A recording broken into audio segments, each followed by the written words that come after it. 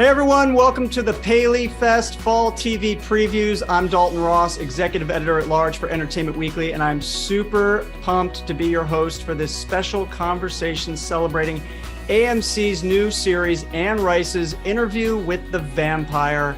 And before we go any further, we'd like to extend a big thank you to Série, the festival's official card and official sponsor, for their help making this program possible.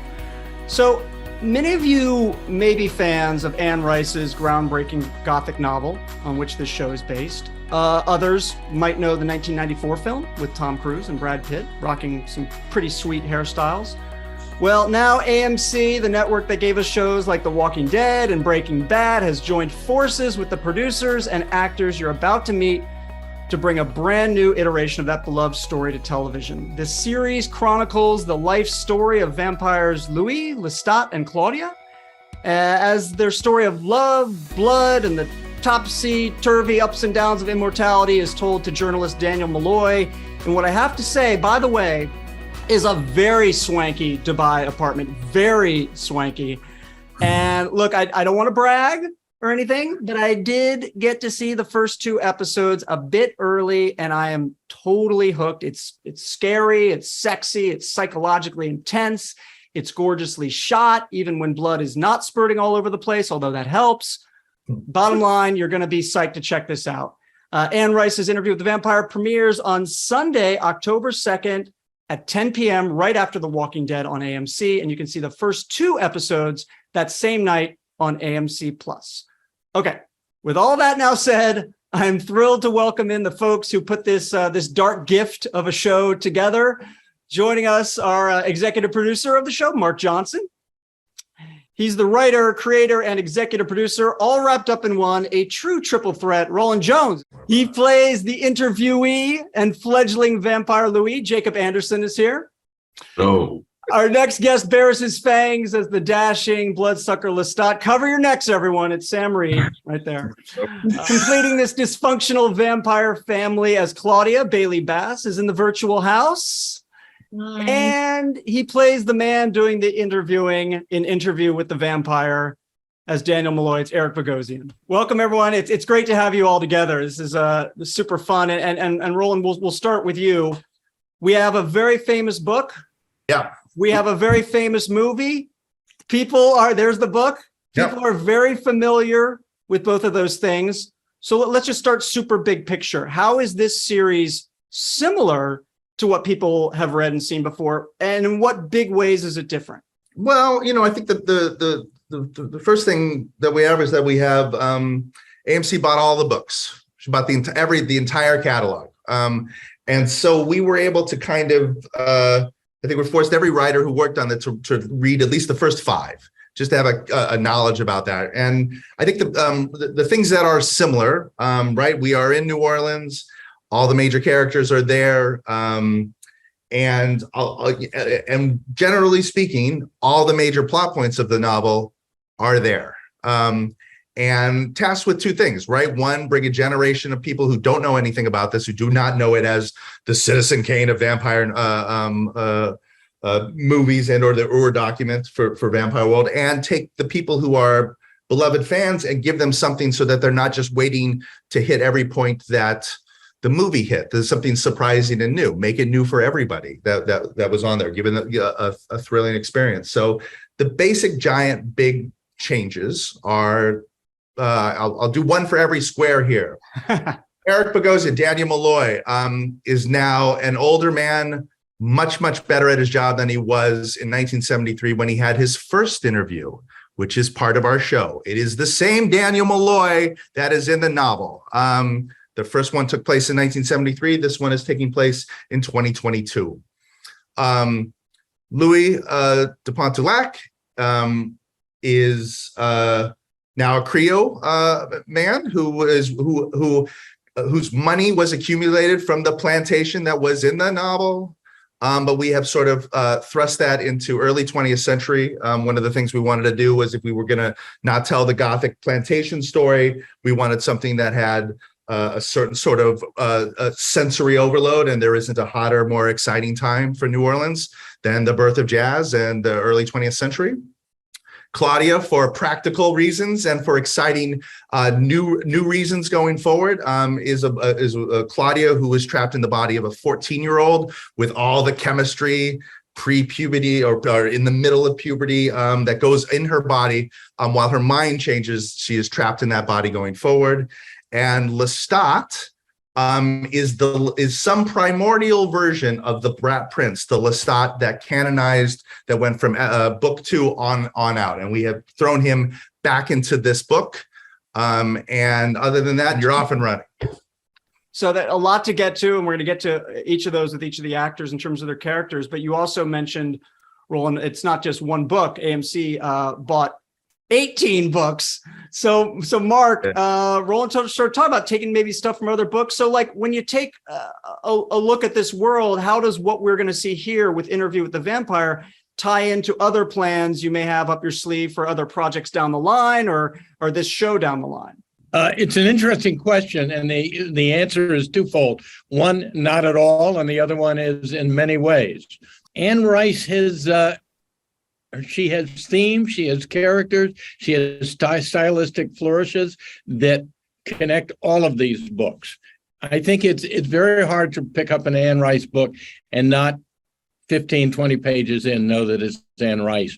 And I think that's how these various series will be connected. They're all under that umbrella. At the same time, there's no need to overtly connect them. So we're also shooting at the same time right now, the Mayfair Witches. Well, at first glance, they are not connected. That's not connected to Interview, but you will see beyond just the Easter eggs, of which we will have plenty, that there are, as I say, the world is connected, the characters are connected. I think it's all of her stuff is about transformation of different kinds and acceptance. And quite frankly, I hate to use the expression, but very acutely about the human experience. I mean, Jacob and Sam, I feel like the show would not work unless the chemistry is there between Louis and Lestat, right? Like there's a lot riding on that. So how did you two form this immortal bond, if you will, during filming, knowing how important it was? We just spent a lot of time together, even when we didn't need to. Yeah. I don't know. Like, how would you put that kind of thing into words? I really love Sam. I like spending time with him. I like working with him. I find like the way that we talk about like what we do. Well, like we're not just talking about what we're doing all the time, but just like I think we have like a similar language. I don't know. It's like, how do you describe a vibe? Sam, how do you describe the vibe? I mean, I think it's the work, the world, and the characters are so extreme, and it's quite an intense thing to do. And I think we lent on each other a lot throughout the process, and we're very grateful, I think, for the friendship that we had built to be able to get through 6 months of night. Or 5 months of night, however long it was, some pretty intense scenes, and to have someone that you can kind of look across the room and have a giggle, a private giggle, and get on with your job, and debrief with at the end of the day is invaluable, because chemistry with actors, I think, is a complicated beast, because it is our job to manufacture it, really, but when you don't have to, and it just comes naturally, it makes everything so much more easy and enjoyable. And particularly when you're, nude and bleeding, and you're really happy you have a buddy. Yeah, these circumstances. Yeah. Coffin for two. So yeah, I was saying at the Entertainment Weekly suite when all you guys came through for Comic-Con out at the Hard Rock Hotel, and I mean, I was watching you all interact. I mean, Bailey, break it down for me. These two, do they have a super bromance going on? What is happening? They're best friends. They really are. It's really precious. So look at Jacob's face. They are. My best friends, Sam. Yeah. They are. I have to say, I have to throw in, I have two sons who are roughly the age of these guys. And we all went over to Comic-Con, us three, and walking around. And it was like being with my kids. I mean, it was like the two of them are just like together getting into everything. And I'm like following them around like, wait a second, let me catch up with you there. But I didn't really get it when I first got to set. I didn't understand what was going on with these two guys because they were so happy and they were so tired and they were so bonded. And I was like, what dimension have I entered here? But it's sweet. It's sweet. Jacob, one way in that the series is different from the source material is that this show does not shy away at all from how Louis' race plays a big factor in this new story. Tell me about leaning into that new aspect of the character in the story.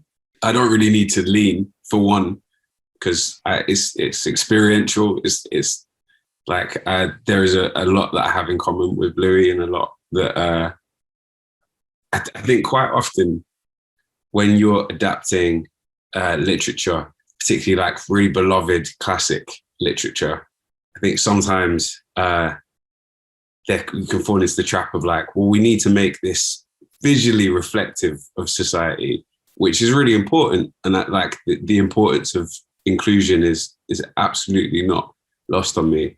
But there's just like a different flavor, just like it's such a relief to know that it's baked into what you're doing, that it's not, this wasn't like colorblind casting. And I think it gives Louis and Claudia so much more to, I want to say play with, but also it just imbues like all of the melancholy and all of the dread and the grief and the trauma that Louis is carrying in his body. It's all kind of heightened a little bit more by how he's perceived by the rest of the world, or certainly by like the Caucasian world. It's so key to the development of the story, and there's so many scenes I wish I could specifically ask you about, but we got to let people see that for themselves as it sort of unfolds. And Bailey talked about you and Claudia, and you're playing, as Rolin mentioned, an older version of Claudia that we haven't seen before. So how does that change the character and some of the things she might be going through at the age of her turning? Although Claudia is older, it's the same essence that I feel and read in the book. It's, she's fiery, she's fierce, very feral a lot of the time. Claudia, she does, her kills are very, very dramatic and just off instinct. But it's I always say it's a dream role because I got to experience all these emotions because Claudia feels so deeply. And that's part of her being 14 and stuck with all of these emotions, and all of these chemical imbalances that a 14-year-old would have, but she's stuck with that for the rest of her life. So then she is always going off what she feels rather than thinking first, which was really fun to explore. I think one of the things people get excited to see are obviously about vampires are the fangs. Sam, I need to know what the fang. I heard you were being like shipped fangs to try on, like they're Warby Parker glasses or something. Like what's that all about? Well, I think because of all the lockdowns across the world, and like right now what we're doing. I was in Australia when I did my first fang fitting, and you get like a 3D scan of your mouth done at the dentist, and then they make a mold of your mouth, and then you go through these design processes where they design and print and make and hand paint these fangs. Yeah, so I've got about four different versions of Lestat's fangs at home, but yeah, they'll be shipped to me in these little packages. They'd arrive as little taped up boxes. It was like getting sort of contraband. I'd come on and make it. I'd be sending Jacob pictures of like the different versions of the fangs, and yeah, I mean it's a really fun process. I mean, they're cool things. I mean, also in the books, Anne Rice is very clear about the fact that you can't really see the fangs ever on a vampire. They're so small that you can't really notice them unless they want you to notice them. And so we do play into that rule that you can't really see the fangs unless, the vampires want you to see them. And when they really want you to see them, you can really see them. I love, Eric, I love the scenes between Louis and Malloy, and Rolin mentioned it earlier. So how does Daniel, being about 40 years older here than the character in the book, sort of change the relationship? Look, I'm an interviewer, I'm a reporter. How does that change the relationship between interviewer and interview subject?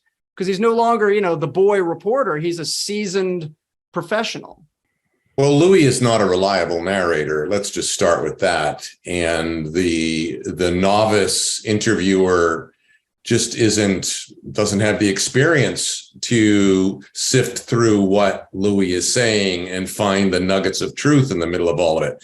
So I bring that to it. Also, the young guy has a very kind of sort of amorphous ambition. It's not really clear. He's young, he's hanging, he's following his intuition on things. But in the meantime, in the 49 years that have passed, Daniel has achieved great success. He's won Pulitzers. He's gone and gotten great stories. He knows how to get the story. He's good at it. So there's this very determined, willing to risk anything to get that story and really get it good. So that's a very different guy. I mean, in some ways, I'm a lot like this character. In some ways, I'm not. I mean, the amount of risk that that Daniel is willing to take to get the story is about a level of ambition that you will see among like war correspondents and war journalists type of people who are right now today are risking their lives to get the story. So that's what he brings to it. There's a lot of other flavors in this thing, which you have to kind of watch the whole season to get all of it. But this guy, Louis, and we didn't talk about this a lot, but Louis knew Daniel when he was young. And that just brings up youth, his own youth, now that he's nearing the end of his life. It's like a nostalgia thing going on there. There's a lot of different colors and flavors that are really great to explore, and were really fun to explore with Jacob. I have to say that Jacob doing the role was a big part of me wanting to do the role, knowing that he could go deep. Some actors are afraid to go there, but when actors are not afraid to go there, it's like flying, and you feel the whole reality fall away, and you're in this zone together. And I felt, because a lot of time I'm listening to him, I felt we went there. I mean, I felt like I was being hypnotized by him sometimes. I was. Well, if you I'm feel still under your control. The scenes are so tense between the two of you, and you clearly want something from the other person. And so, Jacob, what was it like from your perspective filming those scenes, and Louis' attitude towards Malloy, who he wants to tell his story to, but there's clearly a barrier between these two at the same point, even though there's familiarity? Yeah, I think kind of that was really lovely, Eric. Thank you, for one.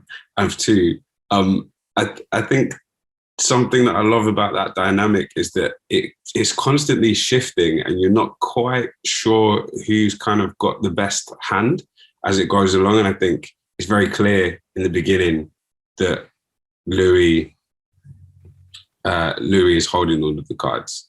He's holding all of the cards. He's very, I think I said to you at some point, Eric, I was like, oh, but remember that I remember you at a certain age better than you'd remember yourself. Right. And don't forget that. I don't think I said that to you, but they're like, Louis, that's kind of the part of their dynamic. But there's a thing that happens within the first two episodes where I think Louis has like a slight moment of like, oh, hang on, I actually kind of care about this person. This person is a part of my story.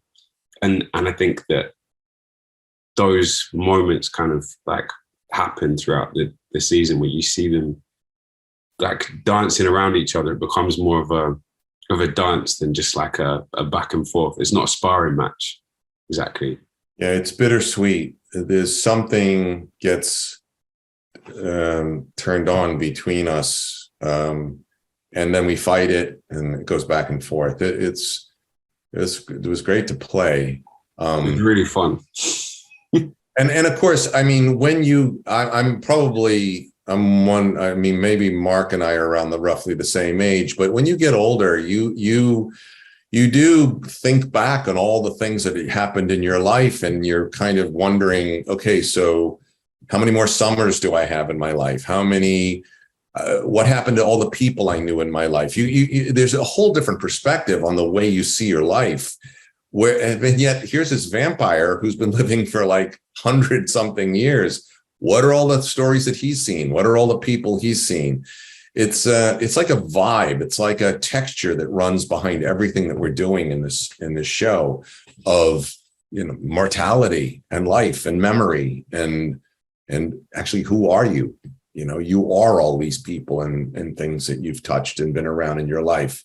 And this is all running certainly through Daniel. And I think it's running through all of them. I mean, in some ways, these other guys are resisting some of that, but it's got to be part of your story when your immortality is a bitch. Well, put that on a T-shirt. I know this from personal experience. It's a tagline on the. Well, I mean, what is Daniel's concern factor that Louis is going to maybe at some point, take a break from the interview to, I don't know, eat him? Yeah. That's always there. And that's part of the story that'll get told in the course. The power that Louis has over Daniel is pretty intense, but that's getting into the plotting of what happens over the various episodes. And I don't want to spoil anything, but it's there. It's there. I mean, we're all under some boot heel of something, and to some degree, I mean, he's in Dubai. He's trapped kind of too. I mean, I don't know. How does he get out of there if he wants to get out of there? Scar on his neck. Oh, the scar on his neck, yeah. Rolin, where did the concept come from in terms of starting with this second interview between the two? I mean, that's a pretty dramatic way to start. There's a gauntlet, right, thrown at you at the beginning. It's like, we love the movie. We bought these books. We don't want to repeat the movie. Bring it up here and now. She brought it up in the book, it's 1973 or 76, depending on how you read it. The movie, it's clearly 1994, haircuts that you're talking about going in there. So we do the same thing here. I think the framing device works really well for the book and for the movie. When you start looking at 7 hours and having to, over multiple episodes, go back to Dubai, you have to have a compelling reason to go back to Dubai. Something has to be very active in those scenes. And so it just seemed to me to be an interesting thing. It's like, why don't we make him better at his job? Let's give him perspective. Let's always have some sort of invisible chain back to the book, but let's imagine if Malloy was on top of it and could talk about the inconsistencies and go after him. Changing the setting, a lot of stuff that Anne gets into in the later books, really dealing with vampire existence with, these things and the technology that's out there and how hard it is to hide and to be in the shadows anymore. And so I just sort of did a search about where privacy laws were the most extreme. And Dubai has some of the greatest privacy laws out there. You can get arrested potentially for taking a picture of somebody else. It's like, it's probably a good place very convenient for a vampire. And also wanted to place it in a way that was different from that sort of the room in San Francisco, that something has happened since then. He has lived a life, it is surrounding him, and choices have been made, and stuff that's in the end of the book where he had traveled is now in this environment. And so, again, part of the task was just to, one of the things I think they kept talking about is make it new for the fans too. Don't let them don't let them be constantly ahead and just see how they're going to do the thing that was in the book. The book is beautifully wrought, wonderful. But if you end up being, slavishly loyal to it, you're just going to be in the graveyard with all those other shitty adaptations, because she wrote a book, and that's why you write the way you do. I think one of the cool things we got to do, Dalton, was to take a lot of the prose that's so beautiful and so glorious, and figure out how to manufacture scenes where those suddenly became active words for the characters. So lovers of this book, if they're going to be wildly surprised at how much Anne Rice is in this adaptation. Well, let's expand on that a little bit, Rolin, because we have a question for you that comes from our festival sponsor, City. What was the most challenging aspect of adapting this novel into a series? Are there any scenes or storylines that stick out the most to you in terms of a tough nut to crack in terms of how do we get this from page to screen? Yeah. I guess it's the weight of the IP, right? It's rare now at this point to find any intellectual property that is sold over 100 million. And what is it Mark, at 150 or something? Like, it's just, there's and you know, the weight of that thing and the level of passion. It's not like sold some books and this is like, you know, people's book lovers' 12th favorite book. This is the book, right? For a lot of people out there. And so you have a great responsibility to not be the guy that comes in here and assembles a team of writers to run roughshod over it. And so we read all of the books quite aggressively. No one was in our writers' room that hadn't tackled these first 5 books. There's a lot of reading before, and a lot of we're building, right? We're building this sort of universe, right? So it's not just putting in Easter eggs and being clever about it. There are given circumstances in book 2 that are wildly different than they were in book 1. And anybody who knows these books know that basically 2 through on is the real story. And Anne sort of said that the book 1 was like this sort of jilted lovers version of events. And I think it got very, very exciting, and it made all the changes. I mean, I might not come around to Jacob's character, to Louis being Creole, if I didn't go, oh, Lestat had been with Nikki, and he had been with his mom in some whatever way you want to say it. What if he's legitimately, honestly going there? What is he going to look for in a third companion? What mistakes have you learned from your first 2? Who's the person out there in New Orleans that will attract me, that is interesting to be with, to consider spending the rest of eternity with? And so it all just started to change, but you're always just kind of going back to the book. One of my favorite scenes writing is in the finale. You haven't seen it yet, but it is a scene all of subtext. And it is a scene that where one character basically says one last like arrow of love, and it's done with nothing but Anne Rice talking about New Orleans, and we were able to cultivate a scene of all of the beauty and the love that this character had for this city. Is the dialogue for the scene and the action of the scene is this other thing, and it was really super fun in the end. Became less intimidating and more a joy. Fertile soil to fucking crack open and dig around in. The city is such a character. I mean, when I was watching it, I literally just had a hankering for a crawfish boil. I was like, I need to get a crawfish boil in me right now. I'm looking at all this stuff. Like, get me the potatoes and the corn. Sam, what was it like filming, in Jackson Square and down in New Orleans? I mean, amazing. I mean, it was such a dream. Like, Jacob and I arrived, we just sort of started walking around New Orleans. We'd walk past the house, we'd go over to because we were, filming in the actual house that Anne set these characters, in the books. So we're actually going to the locations that she talks about. And it is incredibly satisfying walking around New Orleans, pretending and knowing that you're playing Lestat. I have to say, the locations are extraordinary. I mean, the city is so seeped into the book and all of her work, and she talks about it all the time, and we just don't shy away from that. I mean, it is a third, fourth, fifth character. And Dalton, the thing you also have to know is to build part of the where we set it in Storyville, which doesn't exist anymore. We had to build a backlot. that actually that could fit in when you shot it and look, in the same way in all these locations that are there in Jackson Square. They built this. It's such a design tribe. They built this thing in between at an old Lowe's between a Taco Bell and a McDonald's. And we shot the hell out of this thing, and how fluidly it sort of merges with the actual locations in the French Quarter and the Marinée and all the other places that we shot in. It's really something else. Amazing. Last one for you guys. You've been so generous with your time. Mark, you're overseeing this entire world, this universe, not just this show. Anything else you could say about it, or any Easter eggs for the Anne Rice fans out there beyond all of the obvious things that they're going to be seeing in this show? Well, I can't tell them about the Easter eggs. It's the whole point of an Easter egg is to hunt and find it. But there are plenty, and there are connections. There's some fun connections and some somewhat obvious ones, and some very very hidden ones. And it's listen, it's a privilege. It's a real honor to be in this position because Anne Rice has given us so much, and an exploration of people. And I keep saying about New Orleans. New Orleans is a character in this, and New Orleans is in many ways the most un-American American cities, and it a little bit of everything goes, and that's what she embraces, and that's part of not that all of her stories take place in New Orleans, but I think the spirit of New Orleans is in all of her stories.